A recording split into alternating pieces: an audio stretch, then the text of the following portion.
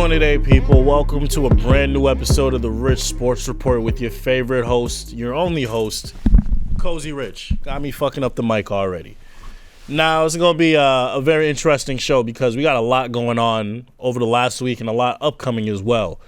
I wanted to start off by with some NFL news. This is weird because we got that Delta variant, we got regular COVID, we got that Omicron shit. And the NFL's had 37 players test positive for COVID yesterday. That was on Monday of this week. And there was an extra 20 players that got diagnosed today as well, which is Tuesday of this week. So that's 57 players in 2 days that have got diagnosed with COVID and cannot play for the next 10 days. So I only say that because people get vaccinated.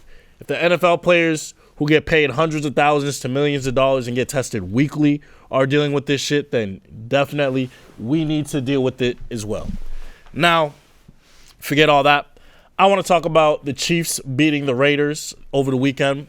The Chiefs won 48-9 over the weekend versus the Raiders, and it's kind of funny because the Raiders at the beginning of the game were all huddling and doing a team meeting on the Chiefs logo at midfield just to get blown out by nearly 40 points. You can't be that disrespectful and not back it up in the game and get waxed the way you did, because that's just a bad look, man. You really can't be doing that. But it is what it is, and the Raiders, they dropped down to 6-7, and the Chiefs are now 9-4 and still number 2 behind the New England Patriots in the AFC. And speaking about the Patriots, we tied the week off, so we play the Colts this week. And the Colts they have a really good running game. Carson Wentz has really been doing his thing, learns his role. So they're a formidable opponent, but I still foresee us coming out with the win because we got Bill Belichick, and in Bill we trust. But speaking about Bill, the Bills lost once again. They lost to TB12 and the Buccaneers, 27-33. That's actually their fifth loss out of the last 7 games. So the Bills are now 7-6. They've lost 2 straight to the Pats and to the Bucks. They're looking like they might not make the playoffs anymore with the way things are going. And I kind of like that because us being in the AFC, the Patriots, and the Bills being in the AFC as well, AFC East, it's good to see another team not do what we're doing. But I kind of wanted to talk about the NFC as well because Monday Night Football, it was the Los Angeles Rams versus the Arizona Cardinals. Los Angeles Rams won by 6 points, 33-27, I'm very sure, or 30-23, my apologies. Kyler Murray had a shit game. DeAndre Hopkins dropped the ball, which he never does, and Odell Jr. had another touchdown. The Rams are clicking.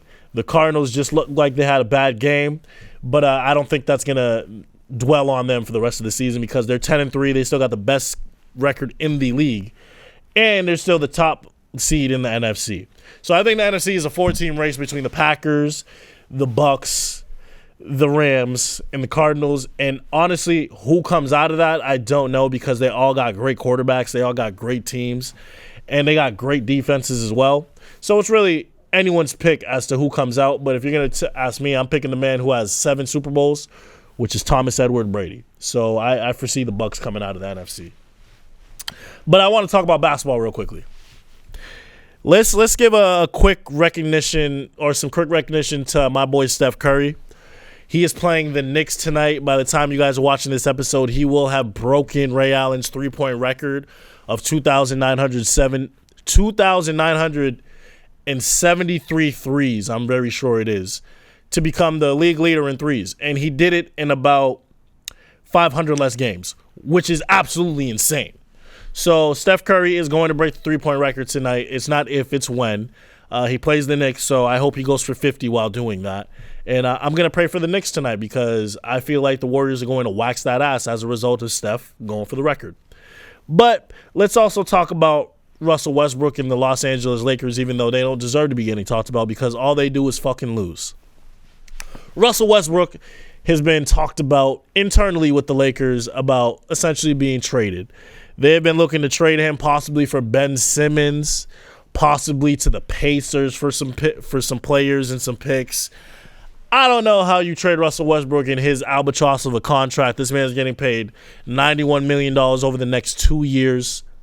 Man can't shoot. man is turnover prone. His handles are very iffy at best. And he has terrible basketball IQ. I'm not paying $91 million to a man like that over the next 2 years if that's me. So I think the Lakers are going to be stuck with him for the foreseeable future. But it's the Lakers. They're one of the premier organizations in the NBA. All they do, or in their recent history, all they've done is make the playoffs and win titles. So I can't see them being stuck with Russell, but I expect them to be stuck with Russell. Now, I also want to talk about the Bulls. The Bulls are number 2 in the NBA right now. They have a record of 17-11. They've been led by DeMar DeRozan, who's playing like an MVP, as well as Zach LaVine and Lonzo Ball. And their next 2 games are being canceled. That would be today and Thursday. Why? Because COVID. Go get vaccinated, people. Tell me how an NBA team with 15 players on it, 10 of their players caught it and can't play. So as a result, they have only 5 active players, and you need a minimum of 8 in order to play in an NBA game. So because of that, they can't play their next 2 games. So their next game will be on Sunday, and this is just crazy to see how COVID is still just destroying and rampaging the NBA and NFL the way it is, even a full 2 years after COVID became a thing. But it is what it is. I hope other teams don't have to suffer that, and I hope we can get rid of COVID and not deal with this, because it's fucking a lot of shit up for a lot of people. But last but not least, I want to talk about the Cleveland Cavaliers. Cleveland Cavaliers, right? The team that LeBron won with, the team that hasn't been relevant for the last 2 years, the team that won 22 games last year and 19 games the year before that. Yeah, the Cleveland Cavaliers, they deserve their flowers. Why? They're 17-11. They're a top 5 seed in the Eastern Conference right now. And I kind of see them making the playoffs. Like, Darius Garland is playing like a baller. Jared Allen is playing like a rim protector that we've all know him to be. They got top picks that are doing very well in Evan Mobley, as well as their pick from last round, Isaac Okoro. They're all playing very well. They're playing as a cohesive unit. They're all playing like they got something to prove and with a chip on their shoulder, and their record speaks for it. Like I said, over the last 2 years, they have won 41 games combined, and they're on pace to win 47 games this year alone. So if that doesn't deserve flowers, just the comeback and turnaround this organization has had in 1 year, I hope they can keep it up, because they're getting into the easier part of their schedule as well. So I'm interested to see what happens with the Cleveland Cavaliers, because they don't get talked about as much.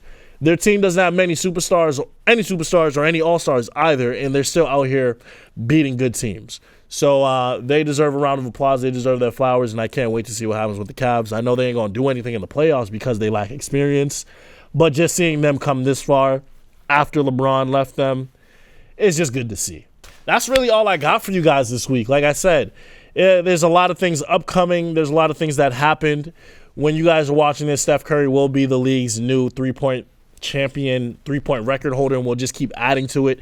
And I personally think that's a record that will not be broken once he retires. But, yeah, that's all I got for you guys. Thank you for tuning in. I appreciate everyone that listened to the entire Sports Report, and I can't wait to see you guys next week. Love.